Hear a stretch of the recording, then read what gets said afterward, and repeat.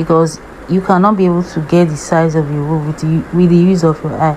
But if you know the standard measurements for that very type of road, you can be able to tell with your eye for some persons. But I always advise to make use of your measuring tape, because sometimes the community might reduce the size of the road. They might not follow the standard measurements of the road. So that's why it's always advisable to make use of your measuring tape to be able to get the exact width size of any road. I'll be showing you each of the fence with the use of white line measurement, so that you see the fence I'm talking about here, which I'll be able to explain. So these are the fence. In this very stance, there is indication of the boundary with the use of the fence that is already existing. So there are cases that there will be no boundary indication. You will not see any fence, you will not see any beacon number, you don't see any beacon around. So you can still be able to take your measurements for your survey. So it's very important for you to understand these things.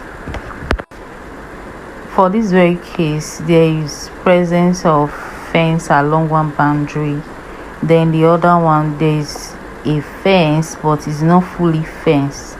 So you can still be able to take your measurements as long as there is boundary indication. So that's where the boundary indication is. You can see it close to where the pole is. That's where it is there. Then we are going to take our measurements from along the fence, from the fence to that very boundary. So after taking our measurements, we'll know the width size of the road. It's still the same method that we used initially in taking the measurements. You make use of a measuring tape, then from your boundary to the other boundary, from one boundary along the line to the other boundary, you take your measurement to know the size of the road.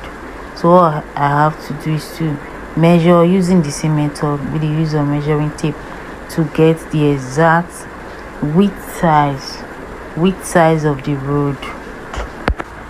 In a situation whereby there is no beacon around and you have to take your measurement and know the size of the road, so there is a way that is done. So I have to explain that later.